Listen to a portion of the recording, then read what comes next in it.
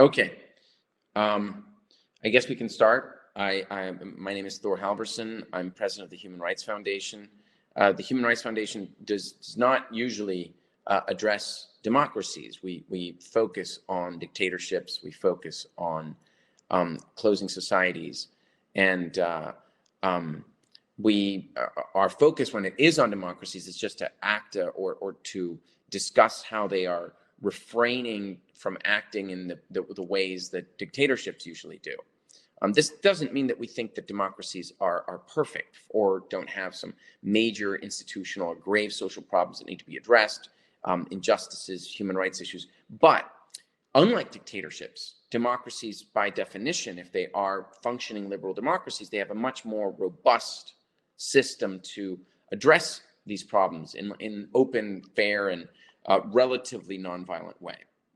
And this is true thanks to the existence of basic institutions that tend to be lacking or tend to be severely hindered in authoritarian regimes. And this includes, freedom of assembly, freedom of speech, largely free electoral systems where you can have opposition parties that operate freely, and so on and so forth. This year, however, there's been a powerful wave of global protests initiated in the US in 2020 around issues of social justice, racial equality, police brutality. And we decided to include this session to showcase some of the particular challenges that are faced by democracies. And so we chose to have a set of experts and activists from including from the United States, from the Albert Einstein Institution, from Lebanon, from South Korea, and from Catalonia, Spain. And they represent or can speak to the nature of the protests for the different demands that are currently ongoing in the democratic countries where we live. So I'd like to first invite someone who's been at Oslo Freedom Forums previously, who has been a speaker, a moderator, a real wonderful member of our community, Jamila Requiq. Jamila, would you like to start us off? Yeah, sure. Thank you so much. Hello, everyone. I'm really pleased to be part of this conversation on this important topic, especially at a moment of such great significance for so many of our countries. So I guess I'm going to focus for the moment just really on the racial justice protests that we've seen in the United States. More generally, my work is at the Albert Einstein Institution that looked at resistance around the world, that looks at the historical cases where people have used nonviolent means to seek social and political change, and to figure out sort of what are the practices of building sustainable movements that have the capacity not just to make demands, but to actually win particular objectives and also to defend them. So we're seeing a real application of that thinking and that work here in the United States. Of course, nothing new. But clearly what happened this summer and what is sort of ongoing is unprecedented in terms of the size and the scale of the protests. We're seeing the largest protests in the history of the United States. Something like 20 million people or more have taken part. And so, yeah, and to remember that that's also in the midst of a pandemic where so many people are fearing for their own health.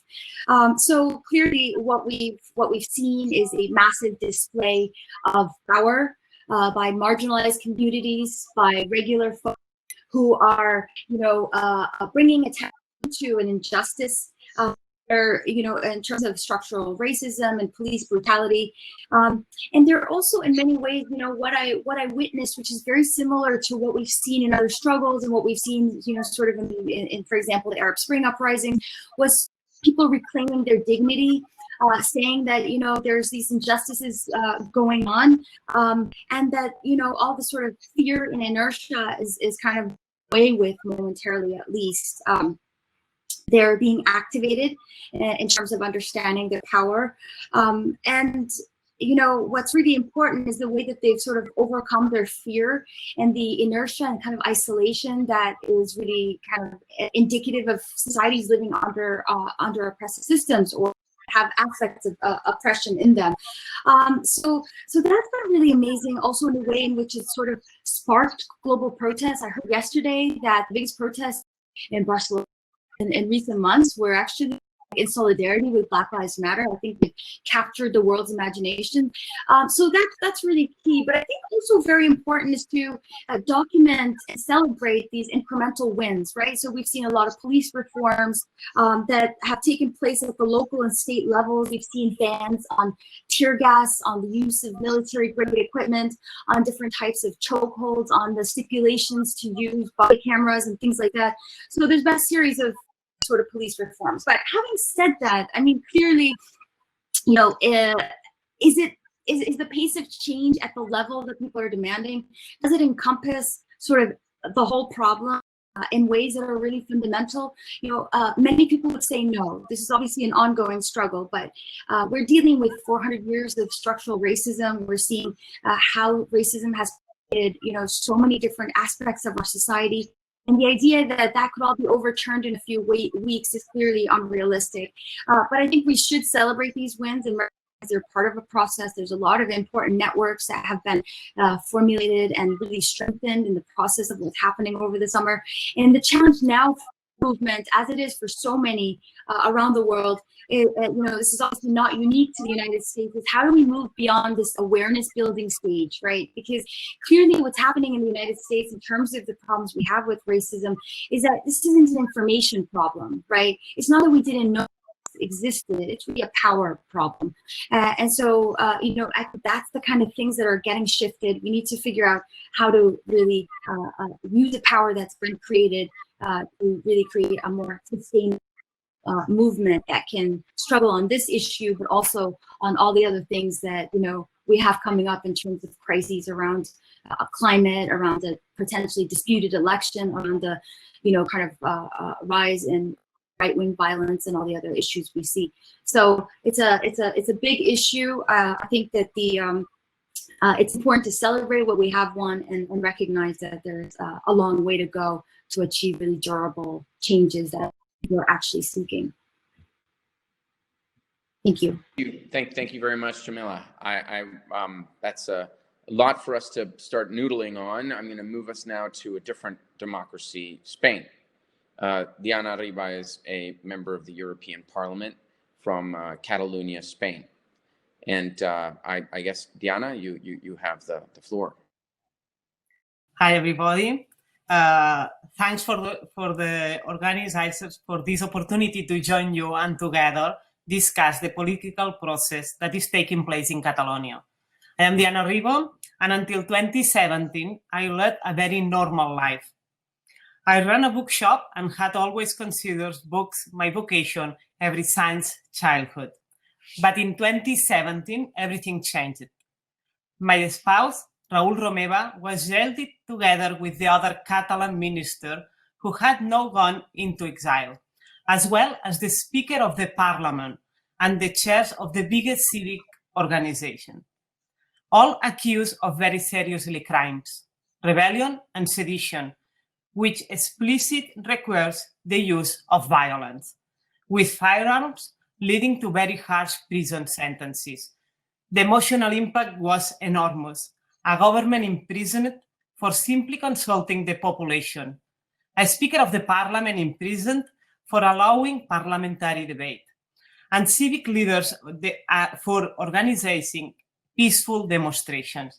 I couldn't understand until I realized that those on the other side were not willing to follow the democratic rules we took for granted. We saw the Spanish state was ready to go to any length on the day of the referendum, with the Spanish police raiding polling stations, changing at voters with extreme violence, and yet hundreds of thousands physically defenders the ballot boxes. Proceeding began with all the Catalan leaders being held in Madrid. So when we wanted to visit them, we had to travel more than 1,000 kilometers to share 14 minutes behind a glass partition. They were finally sentenced to between 9 and 13 years in shameful trial. marked by far-right private prosecutors from a neo-fascist party, but also by public prosecutors taking the same extreme position. The proceedings were a sham to condemn them and set a precedent. The International Freedom for Human Rights and the Euromed rights observers reported that the trial did not qualify as fair. Amnesty concluded the sentences were disproportionate and the ruling jeopardizing basic rights such as freedom of expression and peaceful assembly. The UN Working Group on Arbitrary Detention has repeatedly called for the prisoners' immediate release.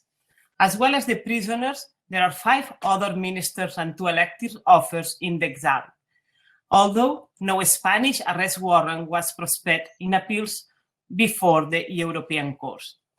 The Spanish High Judiciary has clearly played a key role in all these repressive proceedings, while the political prisoners and exiles are mentioned in the media. They are only the tip of the iceberg. We have counted as many of 2,850 cases ranging from the elected politicians to ordinary citizens taking part in the demonstration, accused of serious crime as terrorism.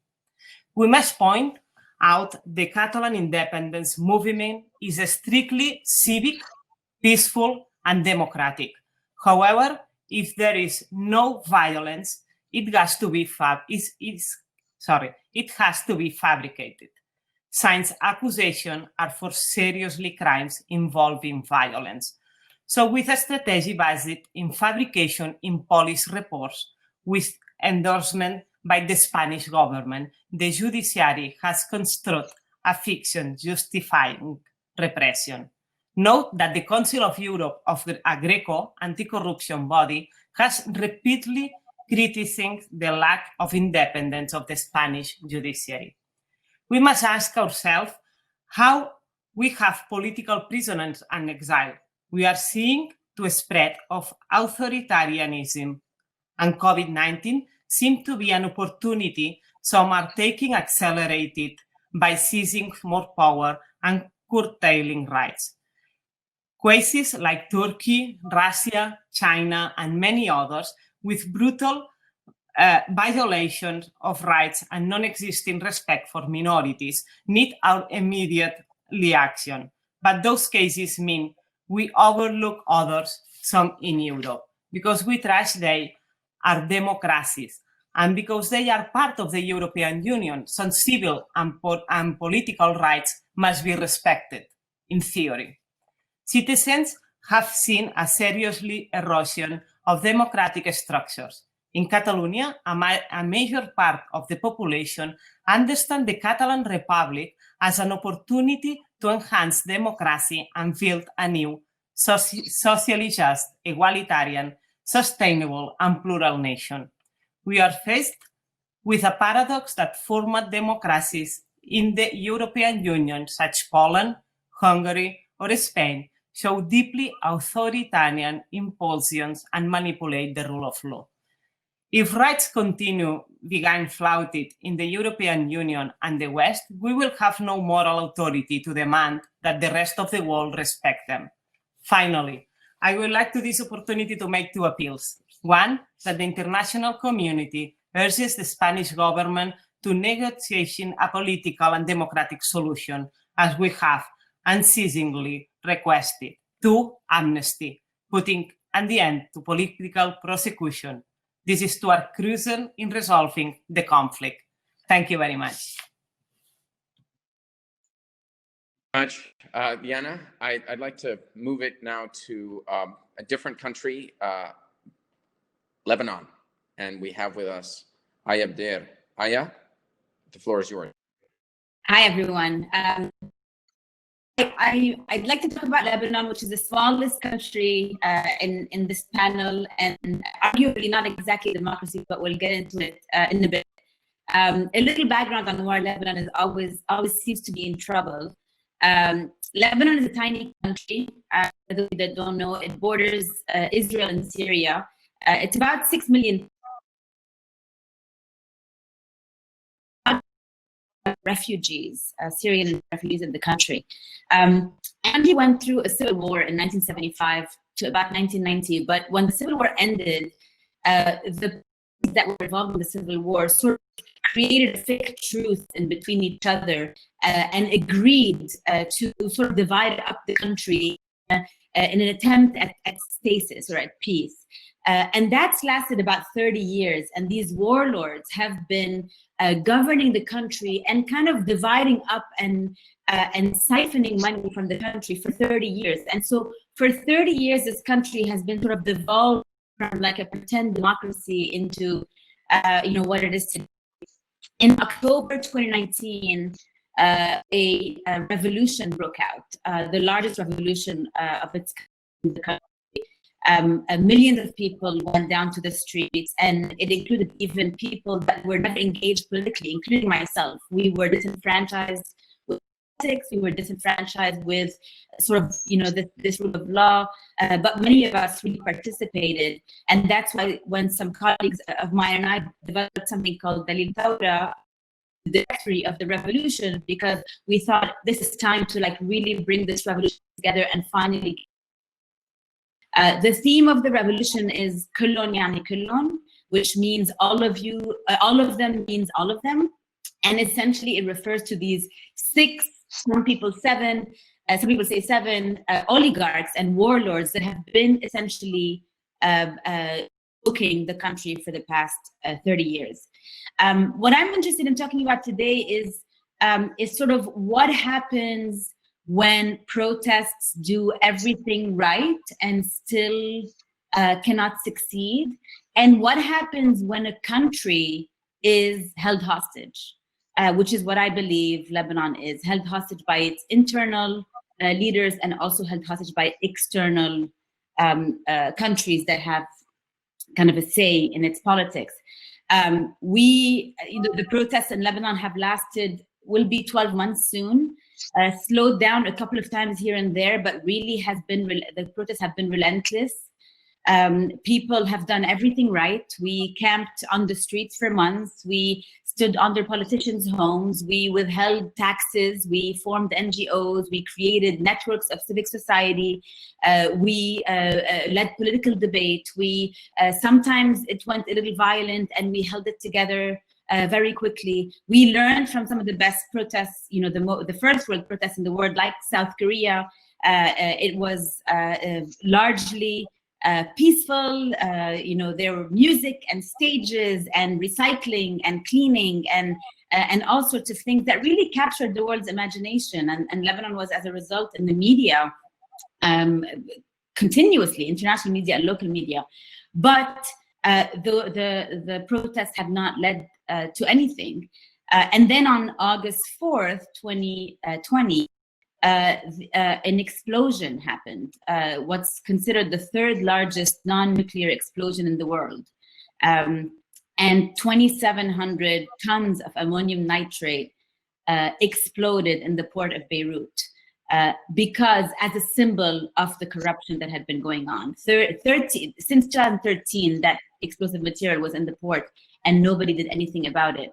So now we're in a place where, 300,000 people are displaced, 50% or more of the population is under the poverty line, 200 people died in the explosion, people are fleeing in boats off the coast of Lebanon to try to find better life in Cyprus, and yet 50 plus days after this explosion, nobody is held accountable. Nobody is in jail. The president himself, who has said he knew, is still in his place and kind of commanding respect. So my question is, what does a country do when it is held hostage internally by its own government that is oppressing its protests, by a party, a party, Hezbollah, that has weapons separately from the state, and also held hostage by other foreign countries that have interests in Lebanon, like Iran, Turkey, Syria, the United States, Israel, Europe, all have a vested interest in what's happening in Lebanon.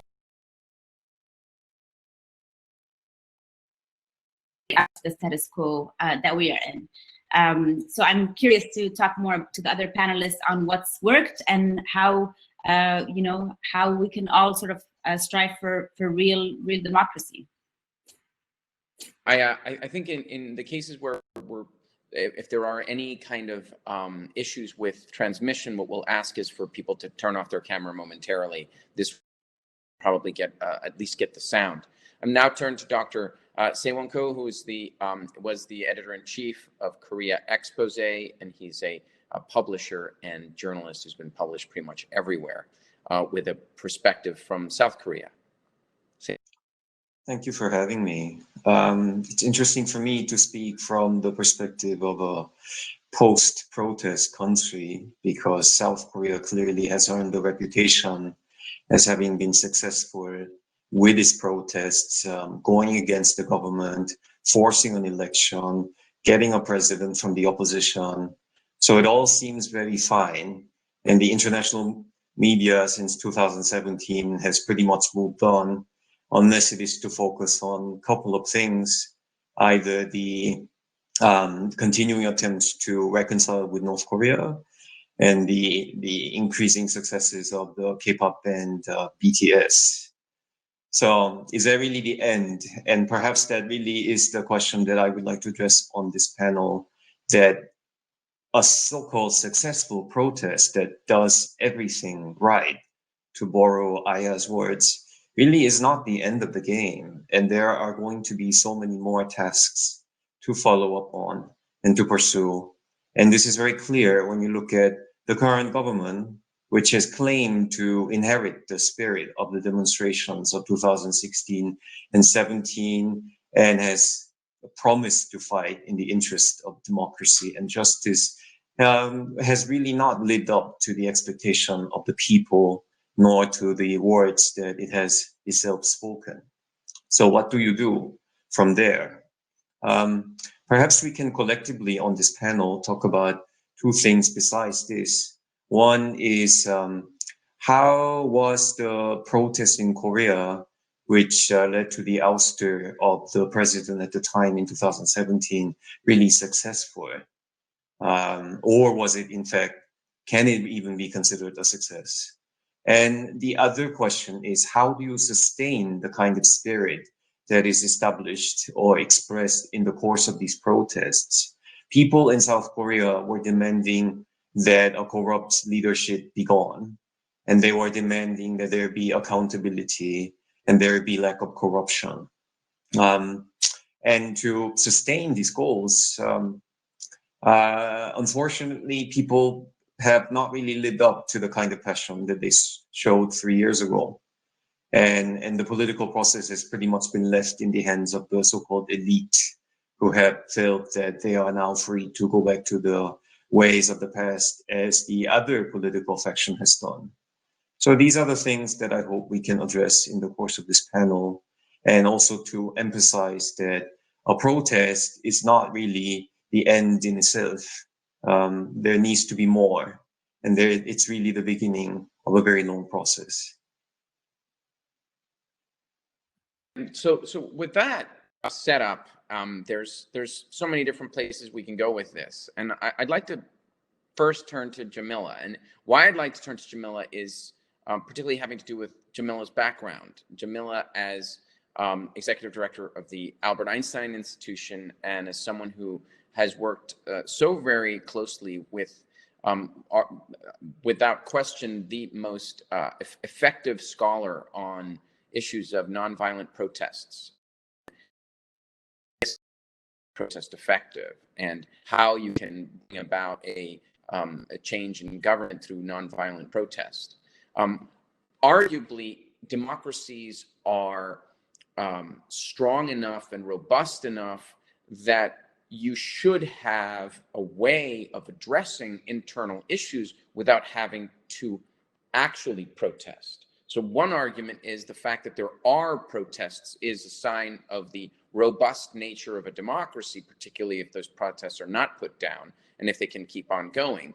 On the other hand, are protests a sign to which systems are not being responsive to the needs of a population, and that fundamentally something more is needed than what the system is actually producing. So I'd just like to first start off with you, Jamila, and invite you to discuss that, especially within the context of the protests that have occurred in the United States. Sure, it's a tough question and a good one. I think protests exist in arguably every country in the world, and historically and a feature of many societies.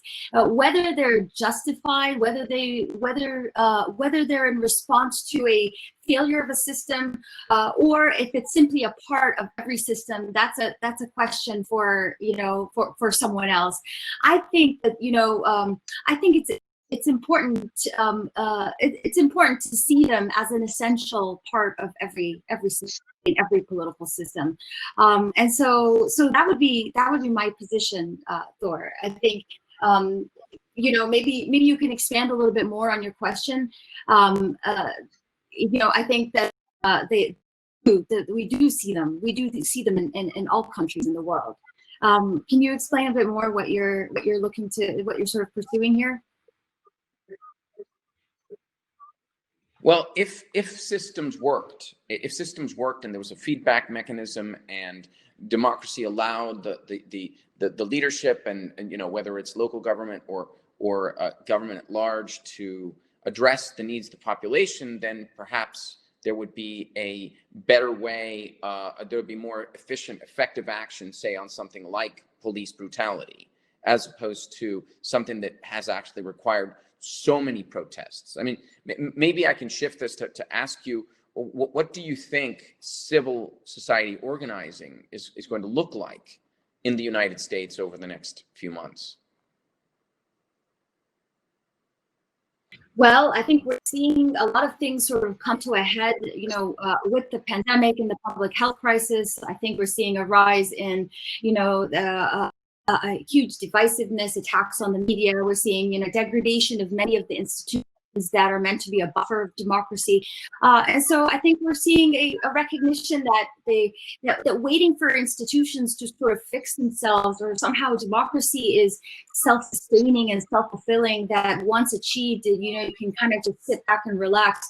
I think we're kind of collectively coming to that understanding that that's simply not enough, that as citizens, we have roles and responsibilities to make sure that systems do work for us.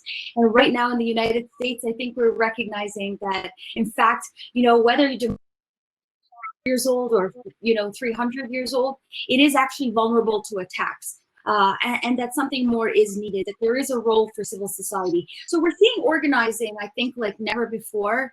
And we're seeing a recognition that actually, it needs to be beyond protest. I think there's this kind of perception that going in the streets and expressing that there's injustice is somehow adequate to achieving, when we know historically and from recent movements that is unfortunately simply not true. Systems are very good at withstanding these types of mobilization, and something more is needed. That something more is actually developing the capacity to actually build power, to actually, seize power, and to also deny it. And that includes, political and social, economic types of non-cooperation, acts that collectively can weaken opponents, and also the development of alternative institutions that can play a role in needs of the community when governments fail, but also in figuring out how to conduct resistance and how to see through in ways that can be really lasting and durable. So I've seen that in cases around the world, the really effective cases, and I'm seeing that in the United States. And some would argue that we're in a democracy, and that somehow we buy into this U.S. exceptionalism, that it can't happen here, that authoritarian back can't happen.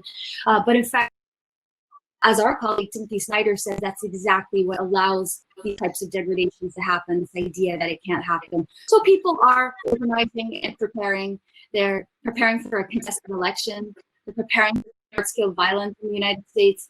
And the best defense against those possibilities is to prepare against them. Not necessarily that they will happen, but that the existence of this actually act as a deterrent. It's a really important lesson, I think, for every country, whether a democracy or something else, that citizenry that knows its rights, knows what to do if those rights are violated, is the best defense against these types of attacks.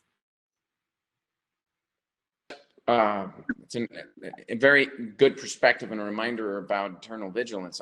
I want to turn to Diana briefly, and I think what I want to do is, because of the language issue, Diana, yo voy a hacerte la pregunta en español, but I'm going to put the question in English so that anyone watching this can actually just watch my question. I've typed it out, and I'm now going to send it into this. Perfect. La pregunta que te quiero hacer, Diana, y así lo hacemos más rápido, es muy difícil entender, el creer que un miembro del Parlamento Europeo, elegido al Parlamento, como tú, estás en el exilio mientras luchas por la libertad de tu marido que está en la cárcel, que también es un miembro del Parlamento. ¿Cómo crees tú que el gobierno democrático de España ha debido de manejar el pedido por la independencia, el movimiento de independencia del cual tú y tu esposo son partes a través del liderazgo político que han mostrado? ¿Cómo crees tú que España se ha debido de comportar? Okay, first of all, I want to introduce Jordi, who to help me to translate. Voy a responder en castellano porque algunos ya me entendéis. Seguro que si lo hago en catalán también, pero voy a intentar hacerlo en castellano y Jordi me ayudará. Primero, clarificar que yo no estoy en el exilio. En el exilio hay gente del gobierno del 2017 de Cataluña o en la cárcel. Uno de ellos es mi marido. Primero, recordar que la gente que formaba ese gobierno, como mi marido, han estado años y años estando en paneles como estos y preparándose para hacer de mediadores internacionales, trabajando en el Parlamento Europeo. Son gente que viene de la trayectoria de la no violencia.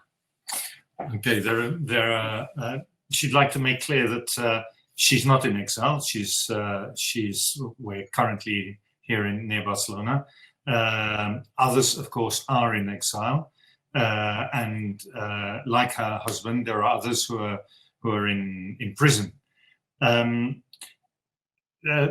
issue is that these people have been representatives of the popular vote. They've been democratically elected, and that they have also been involved in many strategies or attempts to use non-violent negotiations to be able to solve the issues at hand between Catalonia and Spain. Para responderte más concretamente, el movimiento del procés en Cataluña siempre ha sido pacífico y siempre hemos utilizado estas normas políticas, ¿no?, de presentarnos a las elecciones. Por esto, en este momento tenemos eurodiputados en el exilio, diputados de colegas míos que están viviendo en el exilio, pero están trabajando en la Eurocámara. Tenemos eurodiputados que están en la cárcel, ganaron las elecciones, tienen un escaño en el Parlamento, pero están en la prisión y desde la condena está en suspenso. Estamos trabajando judicialmente en Europa para este tema. Okay, she would like to insist that the Catalan independence movement has always been peaceful and has always gone through democratic electoral channels. In other words, all these people have been democratically elected. There are MEPs and members of parliament who are in exile and in prison. Sí. Entonces, ¿cómo se tendría que comportar el Estado español? Yo creo que con las normas y las normas democráticas que ya existen.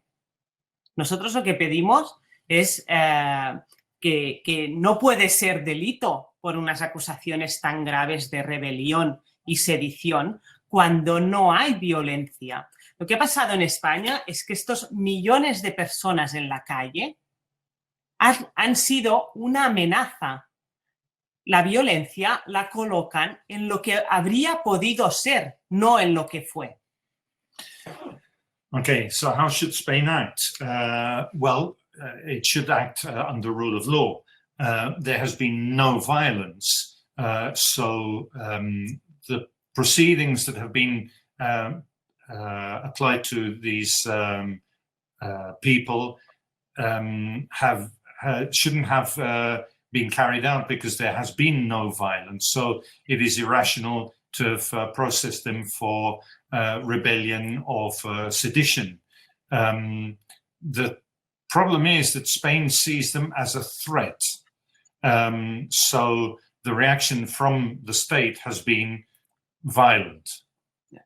Este Estado democrático, ¿no? En este caso el español, utiliza la masa de la gente como una amenaza, por lo que acaban condenándote a sedición por un acto posible de violencia, por la amenaza que supone el movimiento ciudadano no violento.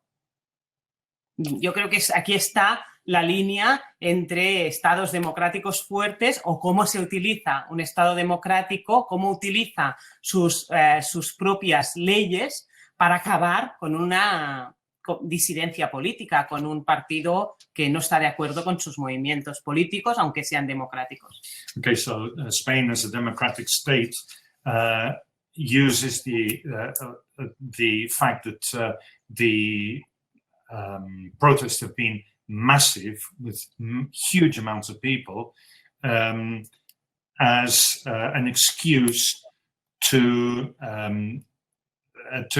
project them as a threat to the democratic state. And this is what differentiates clearly between strong democratic states and states with weak democracies. To say one and follow along that, because the protests in Korea were actually monumental. They were massive, and yet they were exceptionally peaceful. Can you describe a little bit about what brought people out into the street, what those protests were like, and what they accomplished? South Korea is one of the few democracies in Asia, and it's considered probably the strongest in terms of, in all of the different indexes. Can you give us some light following, if we move it from Spain and look at these mass protests in South Korea, what did they mean? And I mean, my follow-up is going to be, what is the state of protest now under this new government? Well, allow me to start by giving some context, because I realize that not everybody might have followed the demonstrations in Korea in 2016 and 17 very closely. Essentially, what happened sometime in summer of 2016, or August to be more specific, was that there were allegations about a shadowy figure in the government of South Korea who was controlling the affairs of the state from behind the scene, and that this person was one of the closest friends of then President Park Geun-hye. More evidence was uncovered showing that, in fact, the connection between the two people were very close, and that the president's friend had been involved in certain tasks and duties that she had no business getting involved in. On top of that, it emerged that the friend had set up 2 different charitable foundations to which South Korea's top companies had been donating substantial funds for reasons that were unclear. And that Samsung, the biggest company in Korea, had in fact even bought a horse for the daughter of the president's friend, this daughter being a professional horse rider in training in Germany. So all these factors put together and reported in media really started to inflame public sentiment. And as a result, in the fall of 2016, these big demonstrations began. They were taking place every Saturday evening, and it continued for, if I am not mistaken, 13 to 14 weeks. And it certainly put the pressure on the government and the legislature to act, because the number became just incredibly huge. At the peak, there were more than 1 million people gathering in downtown Seoul on a Saturday evening, incredibly cold in Korea. We're talking about the weather of something like -10. And not to mention that there were people also gathering in other major cities around South Korea. And that together led to the National Assembly, the main legislature in the country, voting to impeach the president. And this was successful despite the fact that the opposition controlled less than the votes required to make the impeachment vote a success, meaning that conservative lawmakers from the same party as the president had voted to go along with the initiative.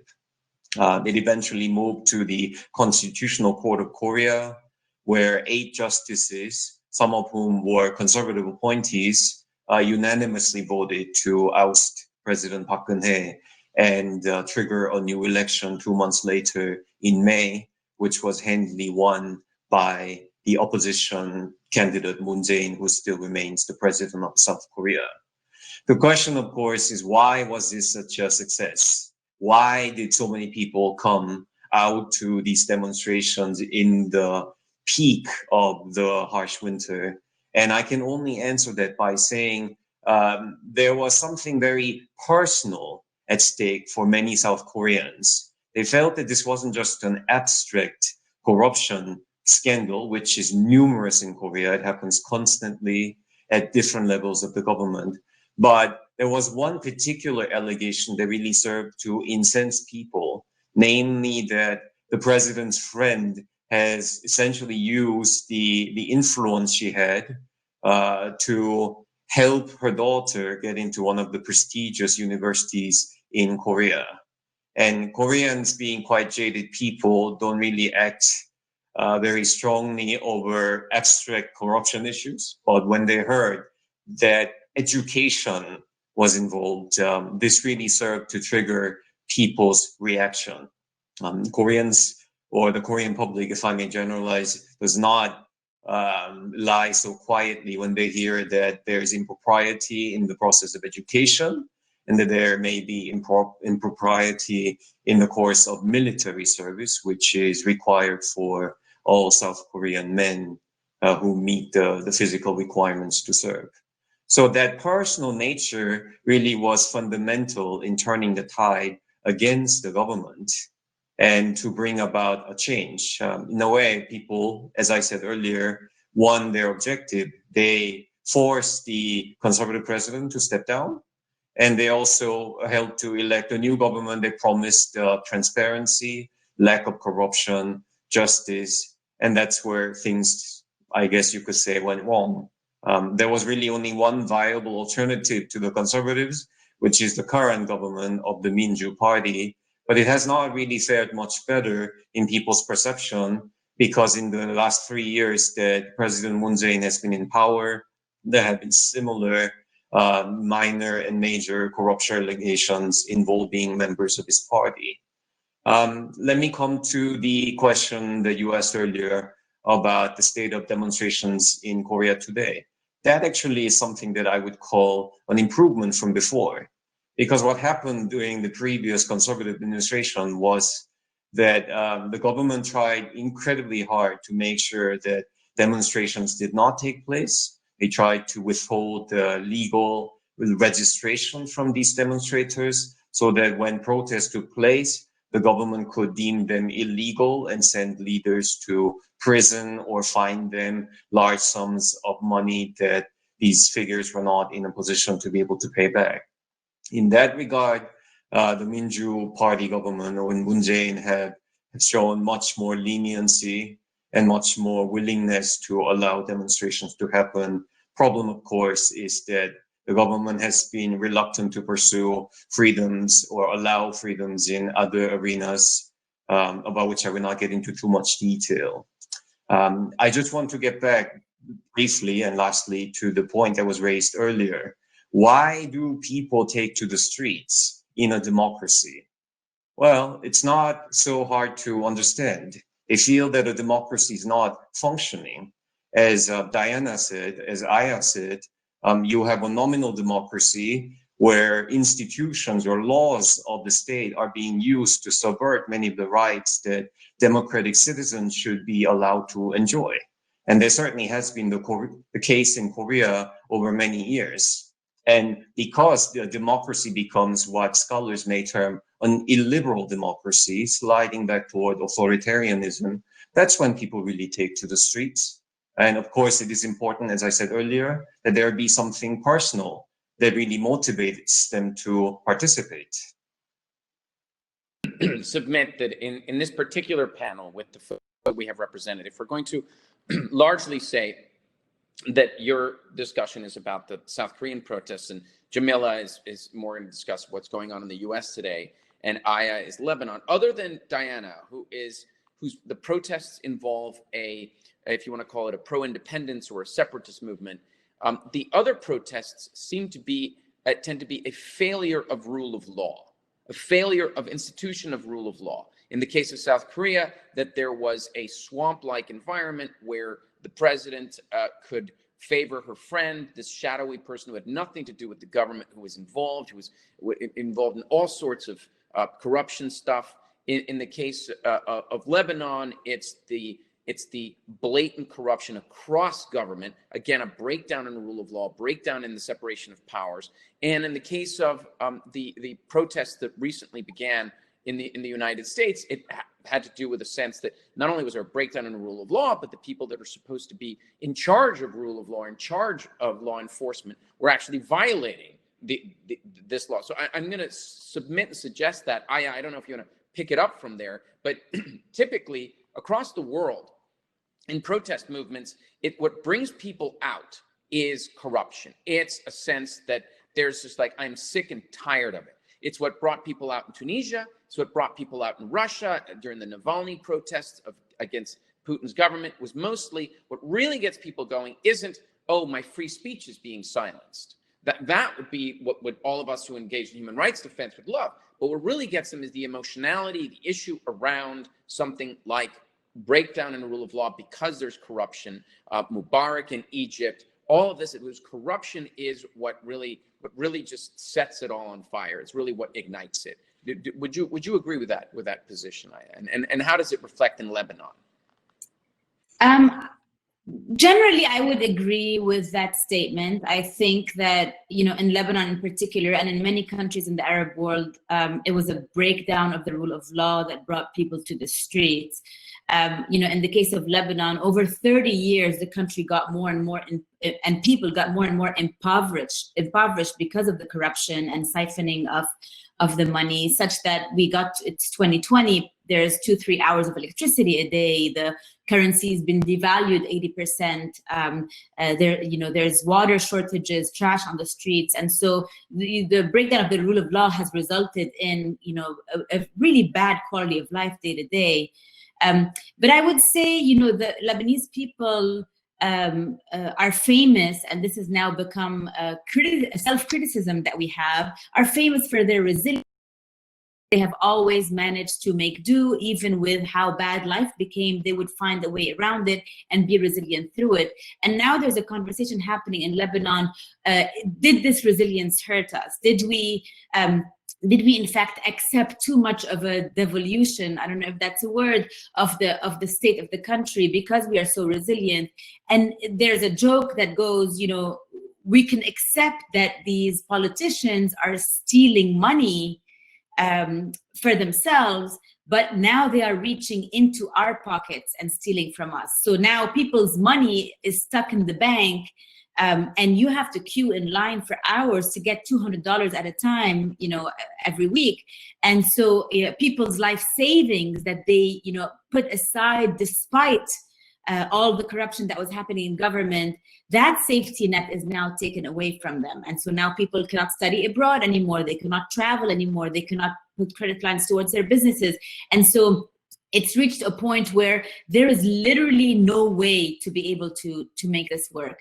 And I think Lebanese people have reached a point where they've said, I have lost everything now. There is nothing left for me to lose. And so this must, and the explosion of August 4th resulted in the destruction of a beautiful city.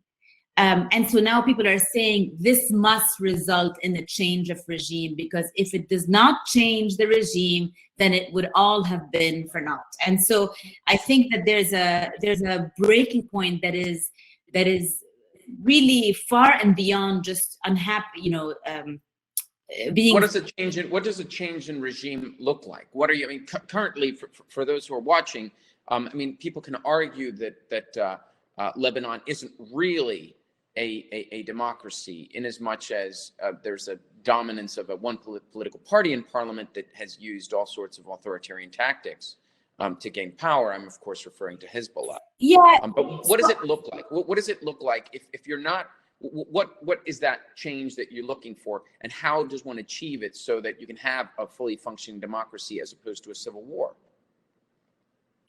So, I mean, I would say Lebanon is a different, beast.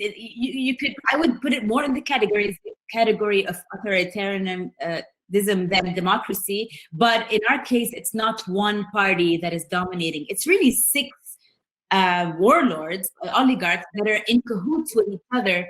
They have nothing in common with each other except for they want to stay in power, and they are working against the citizens. So there is a party that is more powerful than others, that is Hezbollah, that is armed. They have a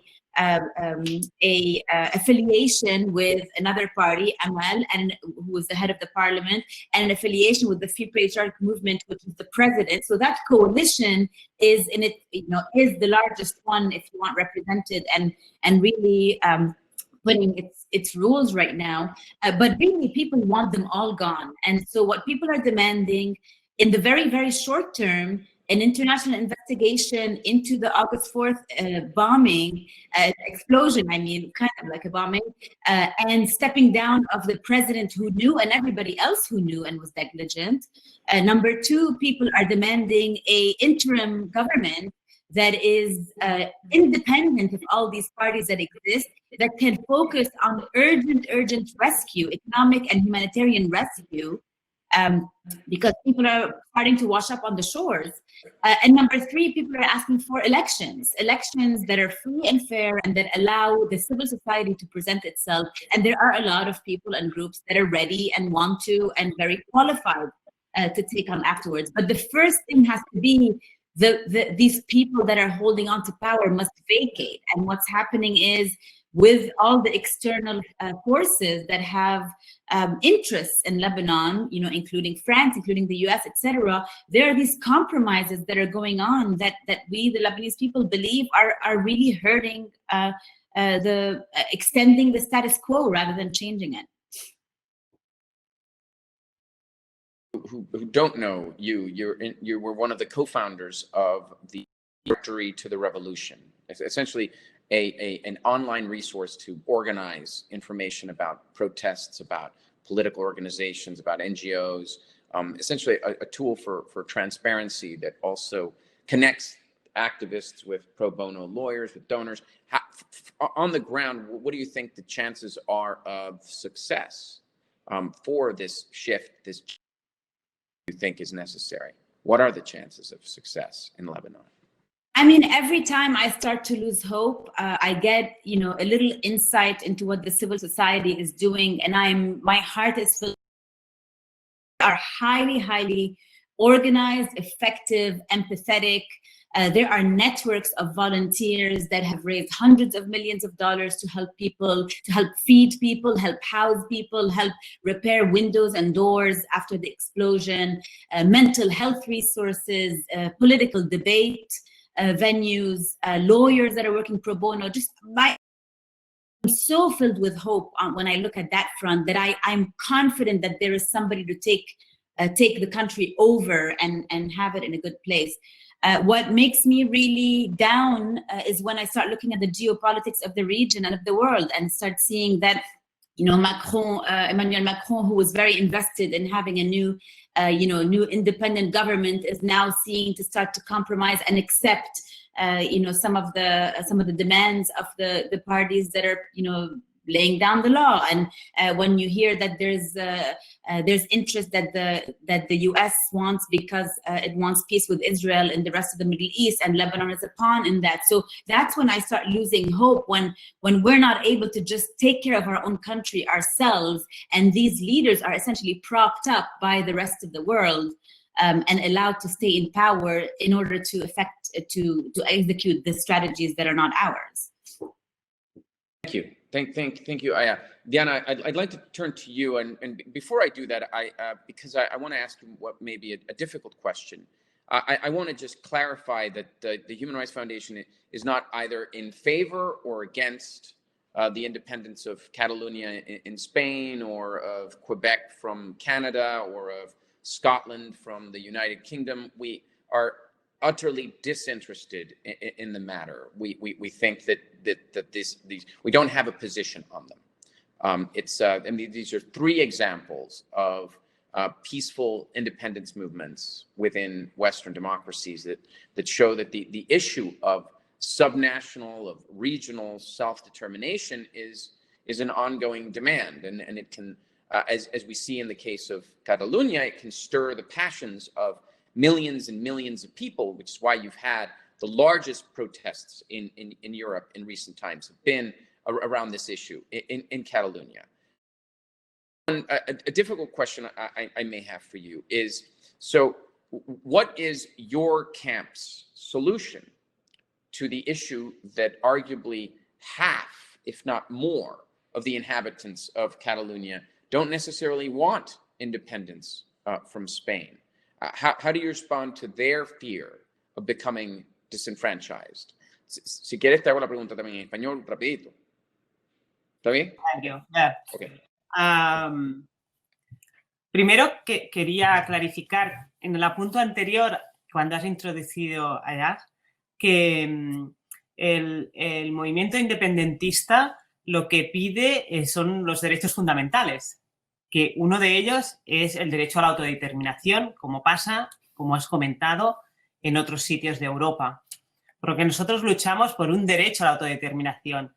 En las manifestaciones, que había millones de personas, había gente que en un referéndum votaría que no a la independencia, pero salía a las calles porque quería defender su derecho a la autodeterminación. Okay. She wanted to make clear that the independence movement, what the independence movement wants is fundamental rights. It's to bolster fundamental rights, one of which is the right to self-determination. In fact, in those million-plus protest demonstrations, there were many people there who were protesting who would have voted or would vote no in a recognized referendum for self-determination. Aclarecido esto, la pregunta, para responder a la pregunta, lo que no es seguro es cuántos somos que queremos la independencia. Cuando se dice que somos el 50%, es porque en las elecciones del Parlamento de Cataluña se cuenta con los votos de los partidos donde en su programa hay la independencia. Pero hay mucha gente que no vota partidos que en su programa está la independencia y votaría a lo mejor que sí.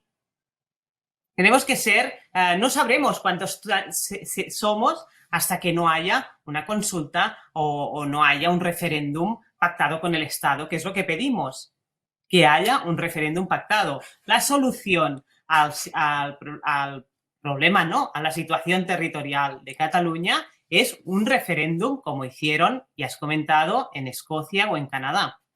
Okay, so the problem is that we don't know how many there are. This 50% is based on the number of votes for parties that have independence on their programs.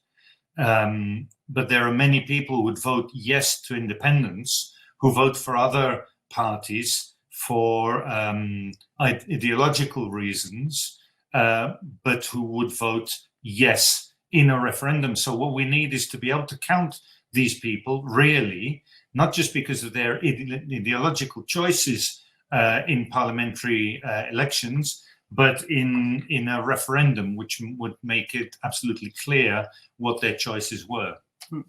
Y tenéis que pensar que la población en Cataluña también está muy desencantada de este estado democrático español, o que le llamamos democrático español, que tiene 45 años de historia. Hace 45 años estábamos en una dictadura y donde se ha hecho una transición hacia la democracia muy débil. Tenemos un sistema judicial corrupto, hemos visto como en las últimas semanas el antiguo rey de España se ha exiliado a otro país por corrupción, y tenemos un sistema democrático muy débil. Y por eso también hay todos estos sentimientos que han explicado muy bien nuestros compañeros de una sociedad con ganas de cambio, donde solo es consultada, ¿no? Como hemos comentado al principio, Yamila, como solo es consultada una vez cada 4 años en unas urnas. Los sistemas democráticos fuertes tienen relación con la ciudadanía mucho más a menudo, por lo que no tiene necesidad la ciudadanía de salir en masa, en protesta, sobre todo para temas de corrupción, como has comentado, o en el nuestro territorial. Cuando la desconexión entre la ciudadanía y el gobierno es tan grande, es cuando salen todos estos movimientos grandes y masivos. Okay, the Spanish population in general, and the population in Catalan in particular, are very unhappy, disillusioned with the democracy that was founded after the dictatorship 45 years ago. And because Spain has proven to be a very corrupt administration, or to have a very corrupt administration. We've seen the king who has fled to the Emirates because he's being because all sorts of things are being looked into with concerning corruption. The Spanish state is in fact a weak democracy, and people are fed up with only being consulted superficially every 4 years. What people want is to be consulted more regularly, constantly, and this is what has led to this dissatisfaction with status quo. And as Jamila mentioned, it's a question of democratic quality. If I can turn to you, you're the scholar on the panel in terms of having the most experience understanding protest movements, what they mean and how they differ. What's your perspective on everything you've heard so far, and where do you think we're seeing a failure of democracy? Are protests something that, when I think of protests, I don't necessarily think of the most recent protests. There was the first large protest that I witnessed in the United States was called the Million Man March. It was organized by the Nation of Islam, and they ended up getting, I can't remember if it was 1 million or more than 1 million people into Washington, D.C. to listen to a bunch of speakers and to show that they could come together peacefully and that they had a certain amount of strength. And it was it was quite impressive. By the same token, there are, pro-life marches and pro-choice marches. This has been something where people want to essentially just come together and show their strength. And this is a part of a robust democratic system. Now, what we're seeing now we're also seeing protests that have in the United States been tarnished by riots and especially by arson, with so much being burned down. And of course, the media pouring, I guess Fox News pours gasoline and CNN pours kerosene on all of these issues, and it just terrorizes the population and gives us all a sense that we're in the end times. What is your sense about the state of protest, and is this a good thing, a bad thing? What can you comment on what the other panelists have said? Well, it's quite a question. I think that everything that I've heard from the panelists, I think just communicates of all of this that exists in a world that obviously is also incredibly complicated. Clearly, I am someone who supports in the fundamental right of every citizen to protest when they themselves deem that it's necessary, provided that protest is violent. that as societies, we absolutely must allow for this mechanism, because in fact, it is the very thing that allows law, that acknowledges that systems are not perfect, that they can never be perfect, that in fact, what allows systems to evolve and to improve is really ordinary citizens that push that change, that it's not governments or elected leaders, even as much as they may represent us, that act in our best interest if there's not an active, organized and powerful citizenry behind them, and that protest is a powerful tool. Having said that, clearly protest is not just going in the streets, and I just have to emphasize that again. Whole repertoire of actions that are taken, the ones that actually build power rather than just express dissatisfaction. So when we have these large-scale mobilizations globally and they don't actually achieve fundamental change or create perfect society, I think is also criteria, right? Because that's really unrealistic. That really they do a lot. They achieve particular objectives. They're a show of strength. They create particular types of changes that we want to see. And then the question is, how do we sustain that? How do we sustain that power? How do we as society sort of celebrate that, understand that dissent is actually very patriotic and extremely important, and that, as is in the comments, there is a difference between legality and legitimacy, and that, the people's will, has to be respected. So, we need societies that are responsive to protest, because I think the danger is that when we deny, the will of people, we're degrading democratic credentials. And I think when we respond with repression to people's demands, whether we see them as legitimate or not, if they are nonviolent and done in accordance with a particular framework, I think they absolutely should be heard.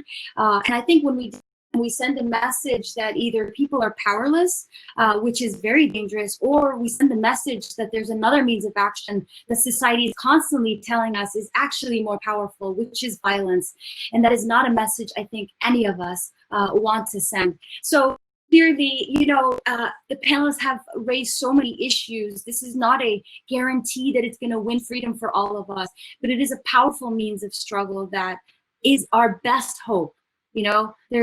Sadly, there's nothing else out there. If the system doesn't work, there needs to be a way for ordinary citizens to, make their voices heard, do more than just make their voices heard, actually create the alternatives and withdraw their support when needed, including acts of civil disobedience, which I also think are completely justified, again, if they're carried out in accordance with the.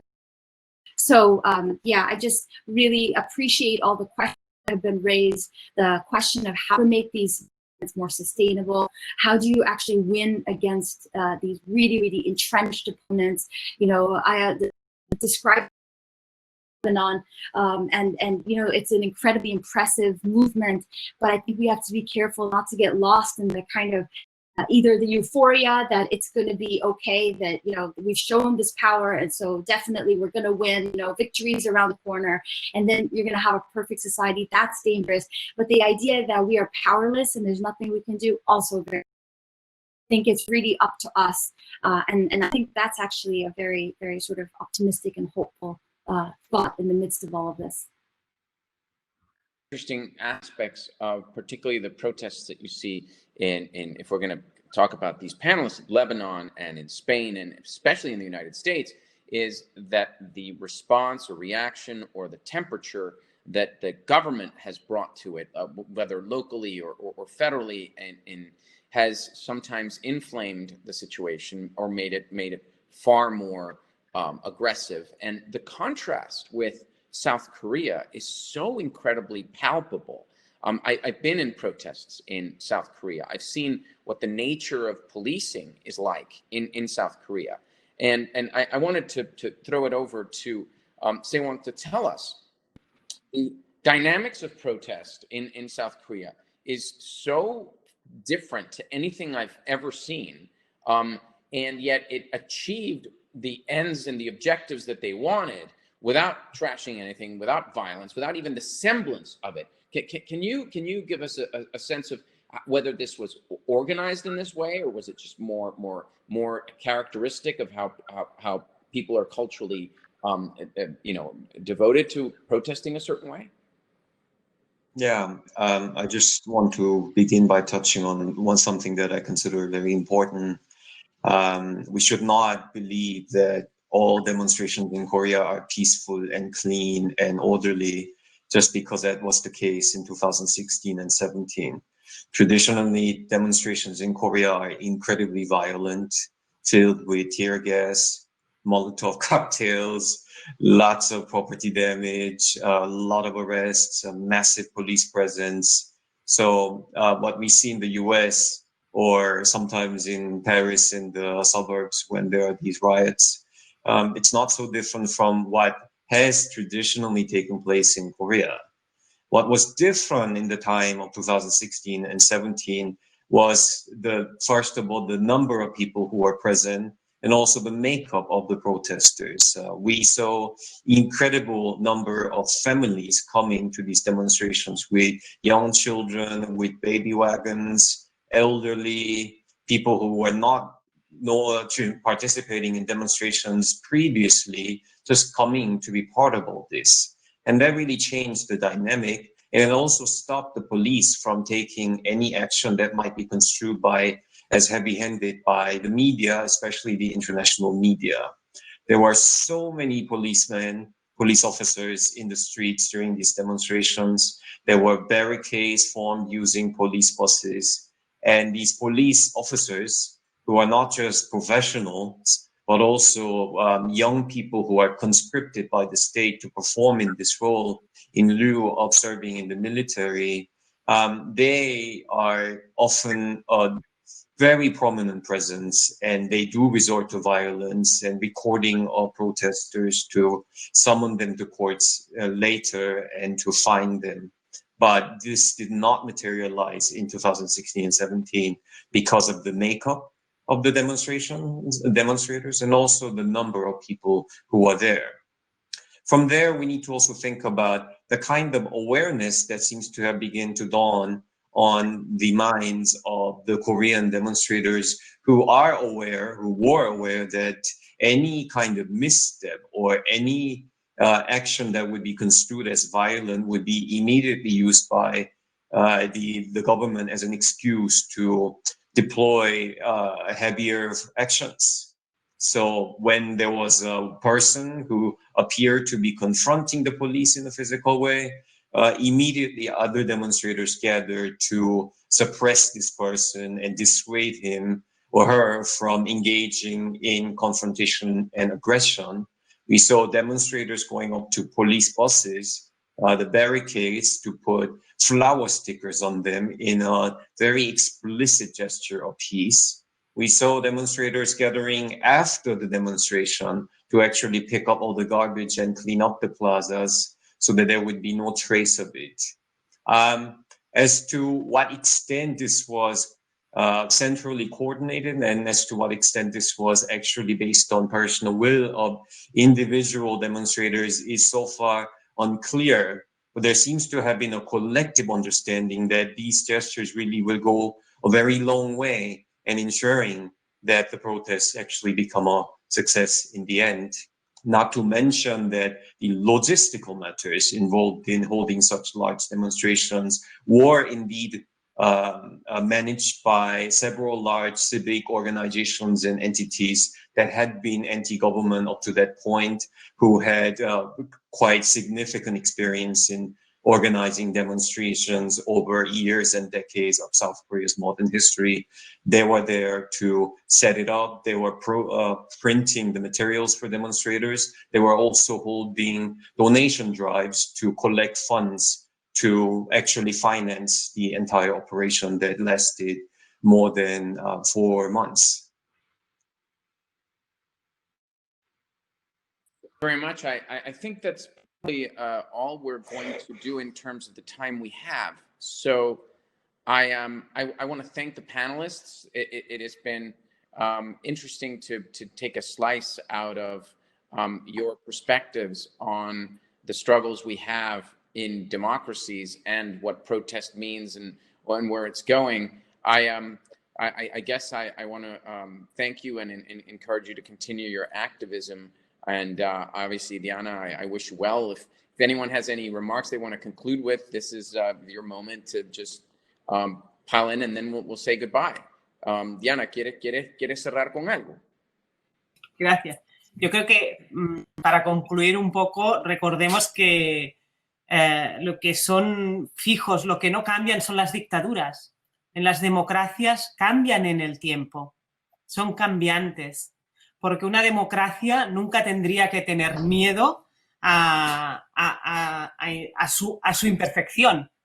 Las democracias han de ser cambiantes y son los movimientos sociales los que le piden los cambios que queremos. Por lo que un movimiento como el catalán, que solo apunto, que no lo he dicho anteriormente, que hay un 80% de la población de Cataluña que cree que la solución del conflicto es un referéndum, es votando con una papeleta, creo que tendría que ser escuchada por cualquier democracia actual. Por lo que yo haría esta distinción entre dictaduras y democracias para concluir. Y muchísimas gracias por invitarme. Muchísimas gracias a todos por ser aquí hoy con nosotros, a los que nos escuchan. Okay, so to conclude, what doesn't change, the regimes that don't change are the dictatorships. Democracy should always be ready to change. A strong democracy does change and is ready to listen to those who do protest. And there's a final point, which is that in Catalonia, 80% of the population in polls have said that they want a referendum. A referendum meaning the opportunity to decide on which way it has to go. And last but not least, Diana wants to thank you for the opportunity of taking part in the debate. Thank you very much. Okay, thank you. Aya, Jamila, Siwang, thank you so much. And we hope to see you in person at the next Oslo Freedom Forum. Thank you. Thank you so much. Thanks, everyone. Great to be with you. Thank you so much. Bye-bye. Bye-bye.